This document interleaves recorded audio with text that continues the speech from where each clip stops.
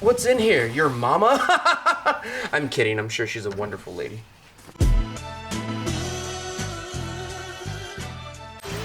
Hello, you dirty potters. How? Bye, have a great time. Thanks. Bro, the mail carrier just came and dropped off 3 hefty boxes from Amaco. I haven't heard from Amaco in months. Like, what is this even? Oh my lord. They're not light either. They're not like 5 pounds each. Extra thick! Why is it so heavy? Hello, you dirty potters. How are you today? Today we are opening up a massive amount of material that Amaco sent me. Amaco has been on a run. They created the Potter's Choice Flux line, and then they created the Cosmos line, and I think this is supposed to be their dry powdered glazes, their competitor to what would be the Clayscapes line. Their own company sells you the powder of the glazes, you just add water, and for a much, much, much cheaper price, you get a much larger volume of glaze. And I think that Amaco said it's about time we throw our hat into the powdered glaze game as well. So let's open up this box and see what we got here. It did come with a packing list, which I took out because I had my address on it, because I don't trust you.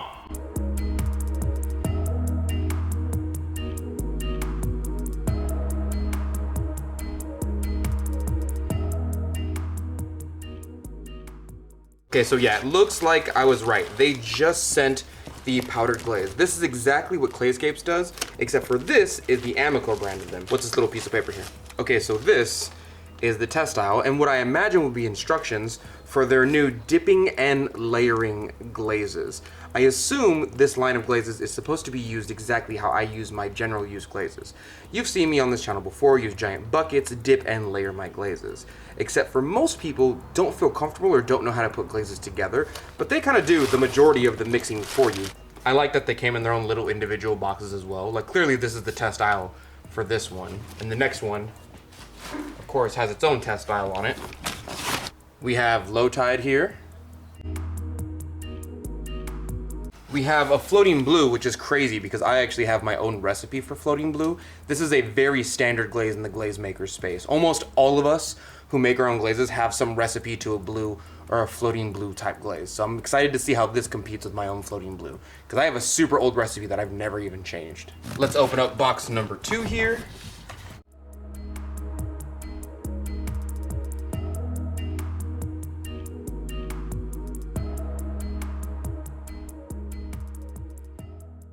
We have a package of river moss.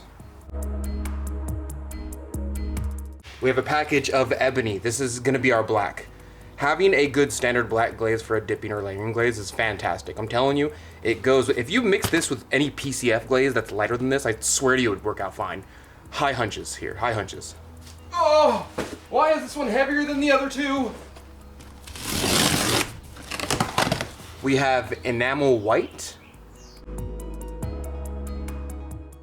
ultramarine, and last but not least, ox blood. That's crazy that they sent me an ox blood. Ox blood is relatively hard to make in the glaze making world, and usually it's like a deep tin chrome red, but ox blood at a cone 5-6 oxidation range does not depend on reduction to get that red. So something's going on here that I don't know, but I'm happy they sent me ox blood because I'm very interested to test this. This, from my point of view, is difficult to make. This is a lot of glaze.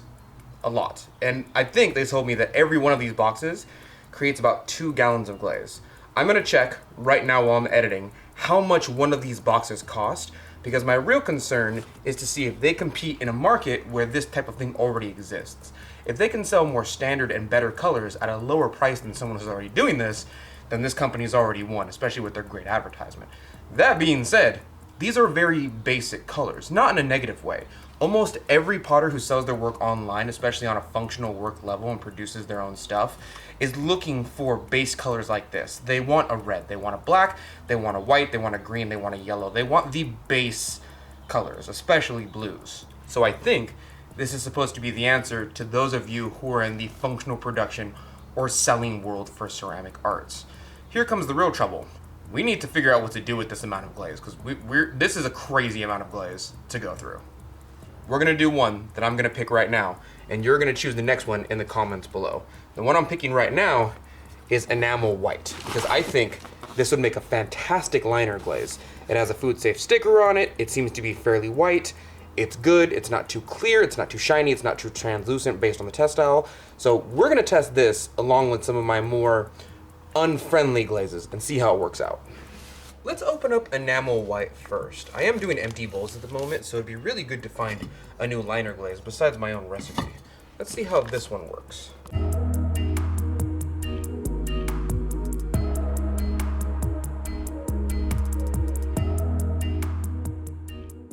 I love that Amaco almost always includes instructions or field guides with a lot of their stuff, including, and I've played with a couple of these glazes before. I've already played with the emerald one as well as the blue one.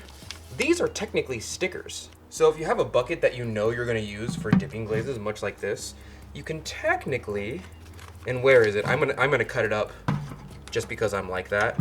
You can technically chop this up like this. Take off the sticker like this, and instead of writing with some type of masking tape, this just becomes the sticker to your dipping glaze. I think this is awesome. I wish more companies would do this. Has a little test style on there and everything. A lot of the glazes that I save like this are kind of just like tape with a name on them, but this looks so much more neat and organized. And it also comes with all the food safety stickers and all the warnings and mixing labels and whatnot. So you can put this one right here, and you can put this one right there. And of course, we're gonna follow the instructions because we learned our lesson with the Cosmos line. We need to know how much water to put in here. It tells you everything you need right there on top of the amount of water you need. So we're gonna need about 3.8 liters of water to put inside this glaze. Thankfully for you guys, Danye West has already gotten the amount of water that we need. So we're just gonna put this water to the side, put the minerals in here and mix them up.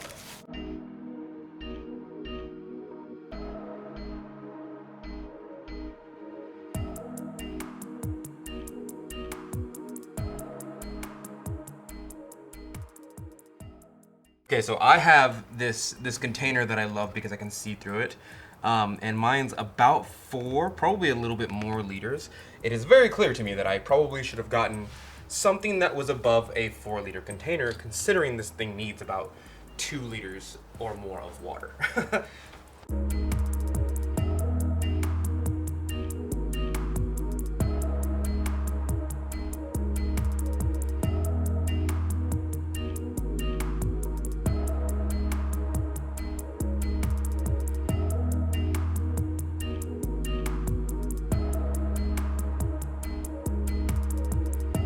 I'm using a drill.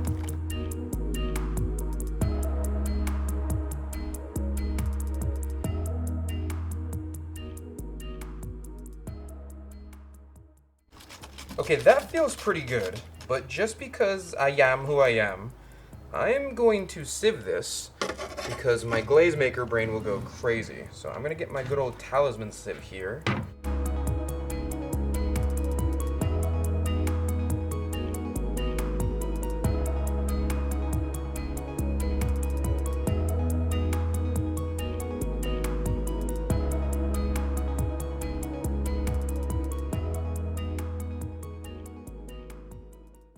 Yeah, do you see that? You see all those chunks in there that I have to sift through?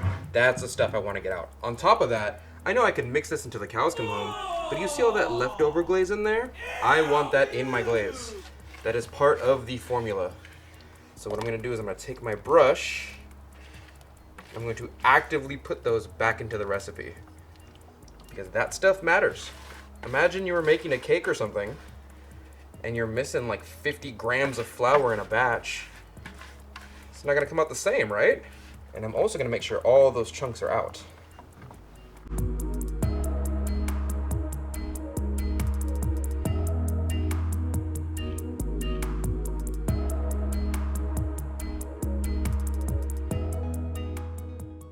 Whew. A quick suggestion to anyone who's making this glaze, do not use the same bucket I used. Use one a little bit bigger. I've almost reached the limit of how much water I can put in this, and how well I can mix this without dumping something. And remember, when I dip something in here, it's gonna displace the water a little bit. So I need to have a little bit of extra space to not only mix this, but also that displaced water has to go somewhere, right? Okay, let's talk about what we're gonna test our stuff on now. Let's firstly test it on our white porcelain and our redstone red clay body. These will be our base tests. We're just gonna dip these, clean them off, call them good. We're not gonna do any combos with these. I do need to see how it turns out with a combo. So we're also going to test a green and this enamel white dipping glaze from Amaco. Of course, we need to do a consistency test. Some people in the comments below will be like, why did you do two of the same tester? It's because we're testing for consistency. We need this glaze to come out the exact same when we dip it and glaze it with the same kiln load, the same heat work and everything twice. So let's make this our consistency test for these two right here, since they nest so nicely. So these will both be enamel white on white porcelain clay, enamel white on a redstone clay. We'll mix this with our Lake Laogai green, an Earth Nation favorite. I do realize that a lot of those glazes are handmade glazes, so let's do a mixable one of the brand new ancient copper from Amaco from their new recipe, Potter's Choice-56. Let's do it on this one right here. So we have quite a selection here. 3 mixers, a consistency test, and then we have the redstone clay.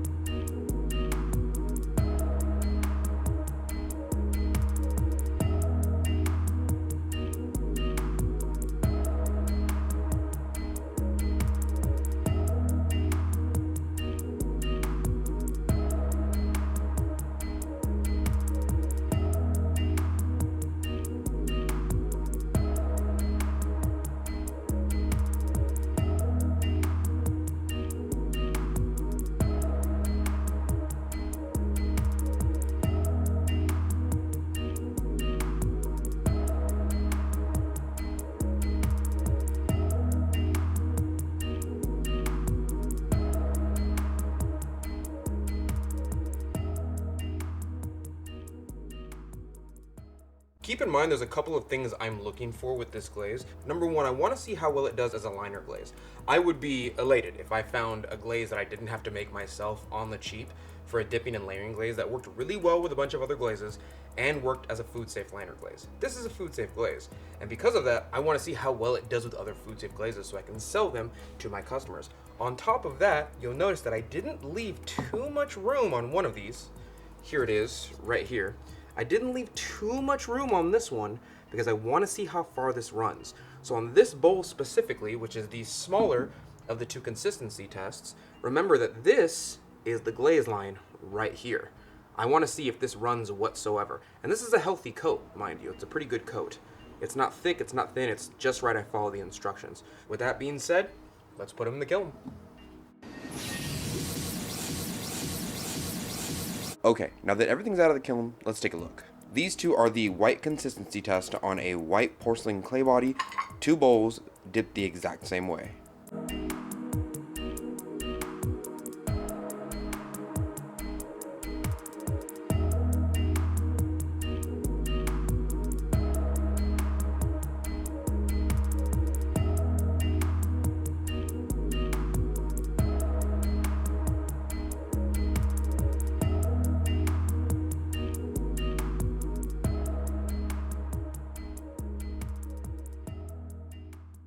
I'm gonna be real with you. From this point on, I'm gonna drop the voice that I do like this when I talk. I'm gonna be so real with you.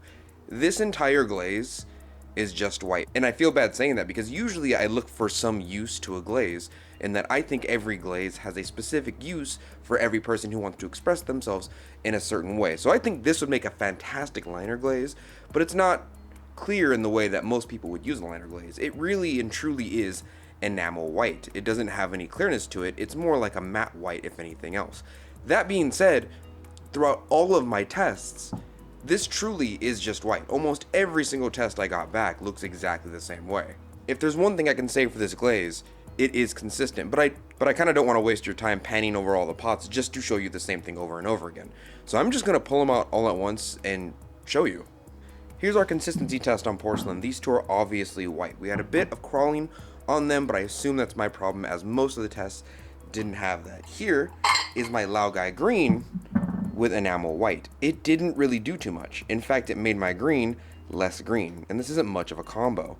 On top of that, this is another combination glaze. I think this is one of my red glazes, and it just kind of turned it brown. But these are also just white. The other combo is just a watered down version of what I thought would be a really nice combo, but again, it is essentially just white. On the dragon fruit clay body, it came out a tiny bit darker, more like stone, but I think that's just because that's the clay body showing through the actual glaze. But again, it did come out the same exact color. It is just white.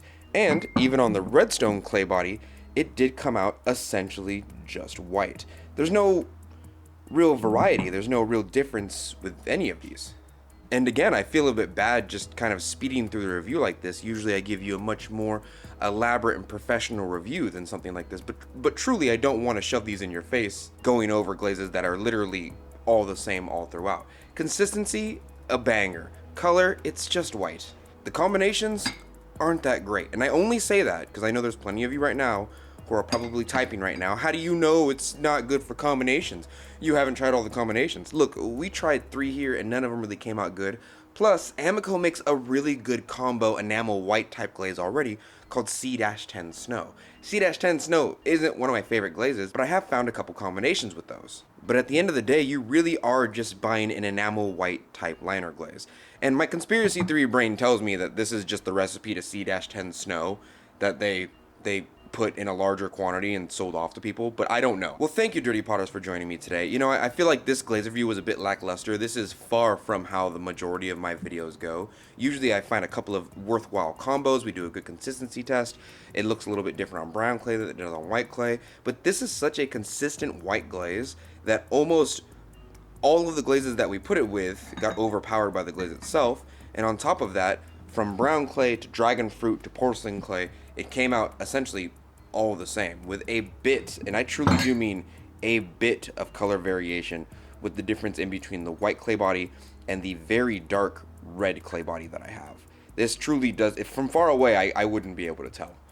That being said, have a good day, and remember to leave your comments about how I am wrong. Where I think this glaze would truly shine is if you were a studio owner and you needed a cheap, large amount of a food-safe liner glaze to put with other pots for people that want to use liner glazes or have just learned about them. That's where I think this would truly shine. Well, thank you, Dirty Potters, for joining me today. Remember to hit all those like buttons. Amaco is definitely going to come for my feet, so I can't run away from them in my sleep. And I will see you, Dirty Potters, next week. Thank you for your patronage. This one is Honeycomb DL-60. Dipping and layering, I assume, is what the DL stands for. Because you know, sometimes I'd be on the DL. I'm kidding. I know exactly what that means. I'm kidding. I am not that. Do not tell my wife that.